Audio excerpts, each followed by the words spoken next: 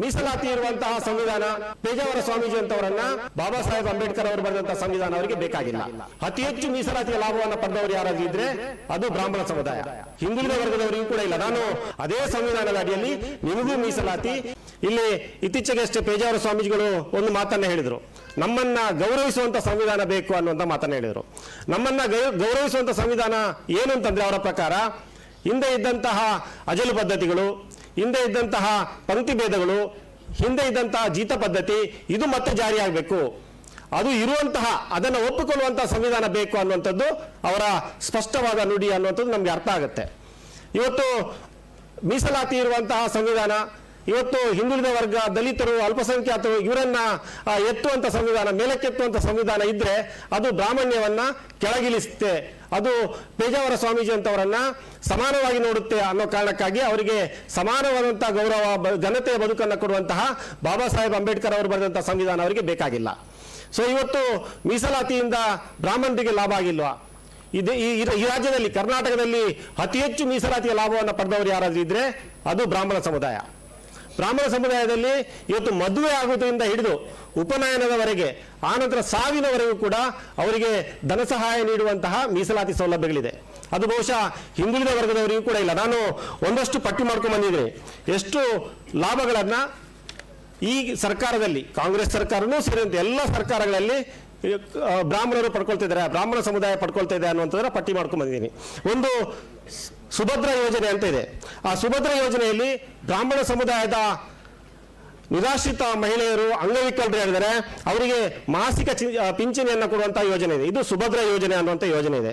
ಆನಂತರ ಸೌಖ್ಯ ಯೋಜನೆ ಅನ್ನುವಂಥದ್ದು ಇದೆ. ಅಂದ್ರೆ ನಿರಾಶ್ರಿತರಾದಂತಹ ಬ್ರಾಹ್ಮಣರು, ವಿಧವೆಯರಾದಂತಹ ಬ್ರಾಹ್ಮಣರು, ಹಿರಿಯ ನಾಗರಿಕರಾದಂತಹ ಬ್ರಾಹ್ಮಣರು ಇವರಿಗೆ ವೈದ್ಯಕೀಯ ವೆಚ್ಚವನ್ನು ಪಾವತಿಯನ್ನು ಮಾಡೋದು ಮತ್ತು ಉಚಿತ ಕಾನೂನು ಸಲಹೆ ಮಾರ್ಗದರ್ಶನವನ್ನು ಕೊಡಲಿಕ್ಕೆ ಅವರಿಗೆ ಸೌಖ್ಯ ಯೋಜನೆ ಅನ್ನುವಂಥ ಯೋಜನೆ ಈ ರಾಜ್ಯ ಸರ್ಕಾರದಲ್ಲಿದೆ. ಆನಂತರ ಕಲ್ಯಾಣ ಯೋಜನೆ ಅನ್ನುವಂಥ ಒಂದು ವಿಶಿಷ್ಟವಾದಂತಹ ಯೋಜನೆ ಬ್ರಾಹ್ಮಣರಿಗಿದೆ. ಇದೇನಂತಂದ್ರೆ ಉಪನಯನಕ್ಕೆ ಬೇಕಾದಂತ ಖರ್ಚನ್ನ ಸರ್ಕಾರ ಕೊಡುತ್ತೆ. ಉಪನಯನ ಅಂದ್ರೆ ಏನು? ಉಪನಯನ ಅಂದ್ರೆ ಜನಿವಾರ ಹಾಕುವಂಥದ್ದು. ಜನಿವಾರ ಹಾಕುವುದಂದ್ರೆ ಏನು? ನಾನು ನಿಮ್ಮೆಲ್ಲರಿಗಿಂತ ಶ್ರೇಷ್ಠ ಅನ್ನುವಂಥದ್ದನ್ನ ಸಾರುವಂಥದ್ದು. ಅಂದ್ರೆ ರಾಜ್ಯ ಸರ್ಕಾರವೇ ಅಸ್ಪೃಶ್ಯತೆಯ ಆಚರಣೆಗೆ ಧನ ಸಹಾಯವನ್ನು ಮಾಡುತ್ತೆ. ಅದು ಈಗಿನ ಸರ್ಕಾರದಲ್ಲೂ ಇದೆ. ಈ ರೀತಿ ಯಾವ ಸಮುದಾಯಗಳಿಗೂ ಇಲ್ಲದೆ ಇರುವಂತಹ ಯೋಜನೆಗಳು ಅದು ಬ್ರಾಹ್ಮಣ ಸಮುದಾಯಕ್ಕಿದೆ ಅನ್ನುವಂಥದ್ದನ್ನ ಬ್ರಾಹ್ಮಣರು, ಪೇಜಾವರ ಸ್ವಾಮೀಜಿಗಳು ಅರ್ಥ ಮಾಡ್ಕೊಳ್ಬೇಕು. ಪೇಜಾವರದ ಮೊನ್ನೆ ಹೇಳಿದ್ರೆ ನಮಗೆ ಗೌರವ ಕೊಡುವಂಥ ಸಂವಿಧಾನ ಬೇಕು ಅಂತ ಹೇಳಿದ್ರೆ ಅದೇ ಸಂವಿಧಾನದ ಅಡಿಯಲ್ಲಿ ನಿಮಗೂ ಮೀಸಲಾತಿ, ನಿಮಗೂ ಈ ಸರ್ಕಾರದಿಂದ ಧನ ಸಹಾಯ ಸಿಗ್ತಾ ಇದೆ ಅನ್ನುವಂಥದ್ದನ್ನ ಗೊತ್ತಿರಬೇಕು ನಿಮಗೆ. ಇನ್ನು ಚೈತನ್ಯ ಉತ್ಸವ ಯೋಜನೆ ಅಂತ ಇದೆ.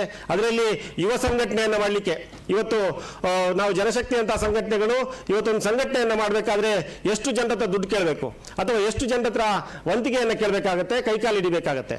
ಆದರೆ ಯಾರಿಗೂ ಬೆಳಿಗ್ಗೆ ಹೇಳ್ತಾ ಇದ್ದೆ ನಾನು, ಇವತ್ತು ನಾನು ಜನಶಕ್ತಿಯ ಕಾರ್ಯಕ್ರಮಕ್ಕೆ ಹೋಗ್ತಾ ಇದ್ದೀನಿ, ಅದರಲ್ಲಿ ಅತಿ ಹಿಂದುಳಿದವರ ಬಗ್ಗೆ ಮಾತಾಡ್ತಾ ಇದ್ದೀನಿ ಅಂತ. ಅದಕ್ಕೆ ಅವರಂದ್ರು ಅತಿ ಹಿಂದುಳಿದವರು ಯಾರಾದ್ರೂ ಇದ್ರೆ ಅದು ಜನಶಕ್ತಿ ಅವರೇ ಅಂತ.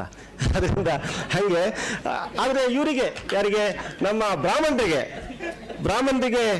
ಚೈತನ್ಯ ಉತ್ಸವ ಯೋಜನೆ ಅಂತಂದ್ರೆ ಅವರು ಯುವಕರ ಸಂಘಟನೆಯನ್ನು ಮಾಡುವುದಾದ್ರೆ ಅವರಿಗೆ ಯುವಕ ಸಂಘಟನೆ ಮಾಡಲಿಕ್ಕೆ ಅವರಿಗೆ ಧನ ಸಹಾಯವನ್ನು ಈ ಸರ್ಕಾರ ಕೊಡುತ್ತೆ. ಆನಂತರ ಕಿರುಸಾಲ ಯೋಜನೆ ಇದೆ, ಸಾಂದೀಪಿನಿ ಶಿಷ್ಯ ಯೋಜನೆ ಇದೆ, ಅದೆಲ್ಲ ಇರಲಿ. ಆನಂತರ ಆಚಾರ್ಯತೆಯ ವೇದ ಶಿಷ್ಯ ಯೋಜನೆ ಅಂತ ಇದೆ.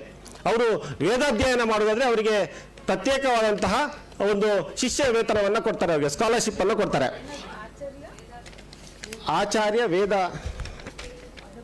ಆಚಾರ್ಯತೆಯ ವೇದ ಶಿಷ್ಯ ಯೋಜನೆ, ವಿಶ್ವಾಮಿತ್ರ ಪ್ರತಿಭಾ ಪುರಸ್ಕಾರ ಯೋಜನೆ ಇದೆ, ಚಾಣಕ್ಯ ಆಡಳಿತ ತರಬೇತಿ ಯೋಜನೆ ಇದೆ, ಸನ್ನಿಧಿ ಯೋಜನೆ ಇದೆ, ಸರ್ ಎಂ ವಿಶ್ವೇಶ್ವರಯ್ಯ ಕೌಶಲ್ಯಾಭಿವೃದ್ಧಿ ಯೋಜನೆ ಇದೆ, ಬ್ರಾಹ್ಮಣ ಮಹಿಳೆಯರಿಗೆ ಕರಕುಶಲ ವಸ್ತುಗಳ ತಯಾರಿಕೆಗೆ, ಗುಡಿಗೈಗಾರಿಕೆ ತರಬೇತಿಗೆ ವಿಶೇಷ ಧನ ಸಹಾಯ ಇದೆ.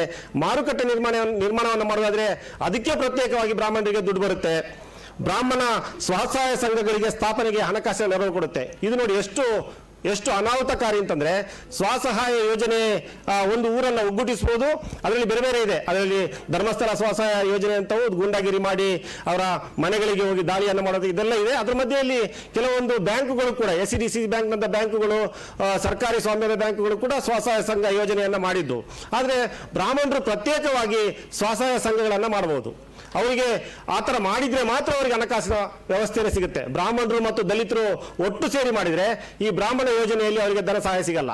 ಬ್ರಾಹ್ಮಣರು ಮಾತ್ರ ಸ್ವಸಹಾಯ ಯೋಜನೆ ಮಾಡಿದ್ರೆ ಅದಕ್ಕೆ ಧನ ಸಹಾಯ ಸಿಗುತ್ತೆ. ಇದು ಅತ್ಯಂತ ಅನಾಹುತಕಾರಿಯಾದಂಥ ಯೋಜನೆ. ಅದು ಅವರನ್ನ ಪಡ್ಕೊಳ್ತಿದ್ದಾರೆ. ಪುರುಷೋತ್ತಮ ಯೋಜನೆ ಅಂತ ಇದೆ. ಅಂದ್ರೆ ಪುರುಷೋತ್ತಮ ಅಂದ್ರೆ ಪುರುಷನಿಗೆ ಉದ್ಯೋಗ ಭೂಷಣ ಅಂತ ಹೇಳ್ತಾರೆ, ಅದು ಅವರಲ್ಲಿದೆ, ಆ ಬ್ರಾಹ್ಮಣರಲ್ಲಿದೆ. ಅದನ್ನ ಸರ್ಕಾರ ಒಪ್ಕೊಳ್ಳುತ್ತೆ. ಅದಕ್ಕೋಸ್ಕರ ಪುರುಷೋತ್ತಮ ಯೋಜನೆ ಅನ್ನುವಂಥ ಯೋಜನೆಯನ್ನ ಇವತ್ತು ಬ್ರಾಹ್ಮಣರಿಗೋಸ್ಕರ ಮೀಸಲಿಟ್ಟಿದೆ. ಅನ್ನದಾತ ಯೋಜನೆ ಅಂತ ಯಾರೋ ರೈತರು ದುಡಿತಾರೆ, ಆದರೆ ಅನ್ನದಾತ ಯೋಜನೆಯ ಲಾಭ ಪಡ್ಕೊಳ್ತಾ ಇರುವಂಥವ್ರು ಯಾರು ಅಂತ ಹೇಳಿದ್ರೆ ಅದು ಬ್ರಾಹ್ಮಣರು. ಈ ರೀತಿ ಬ್ರಾಹ್ಮಣರು ಎಲ್ಲ ರೀತಿಯ ಸವಲತ್ತುಗಳನ್ನು ಪಡ್ಕೊಂಡು ಅದೇ ಮೀಸಲಾತಿಯ ವಿರುದ್ಧ ಮಾತಾಡ್ತಾ ಇದ್ದಾರೆ ಅಂತಂದ್ರೆ, ಮತ್ತು ಮೀಸಲಾತಿ ಎಲ್ಲರಿಗೂ ಮೀಸಲಾತಿಯನ್ನು ಕೊಡಿ ಅಂತ ಕೇಳ್ತಾ ಇದ್ದಾರೆ ಅಂತಂದ್ರೆ, ಅದರ ಹುನ್ನಾರಗಳನ್ನು ಈ ಸರ್ಕಾರ ಮತ್ತು ನಾವು ಅರ್ಥ ಮಾಡ್ಕೊಳ್ಬೇಕು.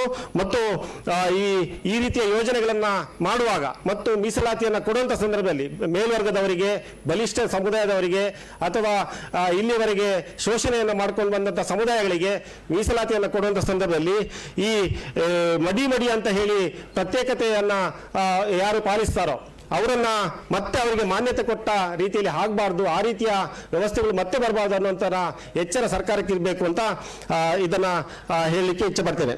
ಹೆಚ್ಚಿನ ವಿಡಿಯೋಗಳಿಗೆ ಪ್ರತಿಧ್ವನಿ ಯೂಟ್ಯೂಬ್ ಚಾನೆಲ್ ಸಬ್ಸ್ಕ್ರೈಬ್ ಮಾಡಿ, ಬೆಲ್ ಐಕಾನ್ ಕ್ಲಿಕ್ ಮಾಡಿ.